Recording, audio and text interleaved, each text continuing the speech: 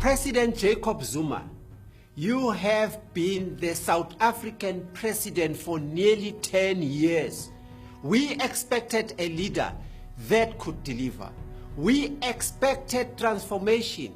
We are still waiting. You promised more jobs, improved education, health and safety, and reduced poverty.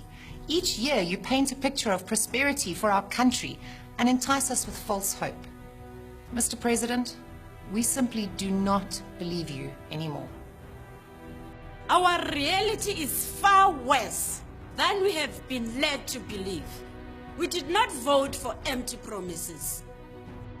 Mr. President, in your 2010 address, you promised to alleviate the poverty experienced by 11 million citizens. But today, there are 1 million more people living below the poverty line. Mr. President, in the 2011 address, you promised to make higher education more accessible to the poor. But today, we face student unrest and the fees must fall movement because of your failed promises. Mr. President, in 2013, you promised greater investment in maths and science education. But today, our maths and science ranks across multiple systems as one of the lowest in the world. Mr. President, how are we to compete on the international stage if our own government doesn't address the basic education needs of its people? Why are our classrooms overcrowded and our children studying without textbooks?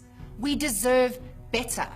Why do we still have schools with shocking sanitation facilities, where young girls do not have access to feminine hygiene products, despite your promises in 2011?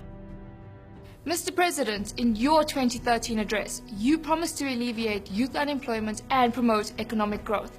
Yet by 2016, youth unemployment has risen by 6%, with nearly 11 million youth seeking employment.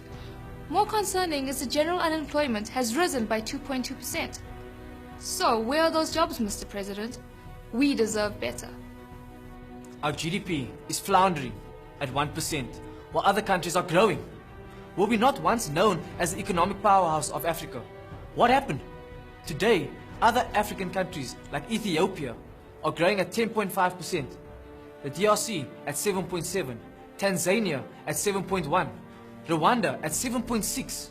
Mr. President, they all operate in the same global markets that we do. If they can grow, then why can't we? We deserve better. Mr. President, in your 2015 address, you plotted a 9-point plan to deal with water, sanitation, and transport infrastructure. Today, we have delayed development with declining water security. In your 2006 manifesto, you stated that all communities will have clean water and decent sanitation by 2010.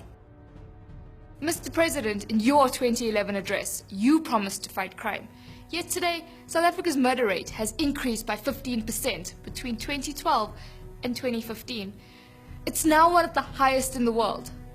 This beautiful country of ours suffers a daily average of 142 sexual offenses and 363 violent robberies.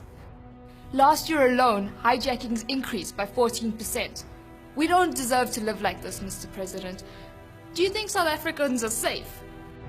Our healthcare system is in crisis. There are clinics in the Eastern Cape who haven't even seen a doctor in 6 months. More and more patients sleep and die on hospital floors, desperately waiting for medical attention. Mr. President, we deserve better. South Africa deserves better. Your parliament is bloated and costs 10 times more than it did under Madiba. The picture of the real state of our nation is not a healthy one.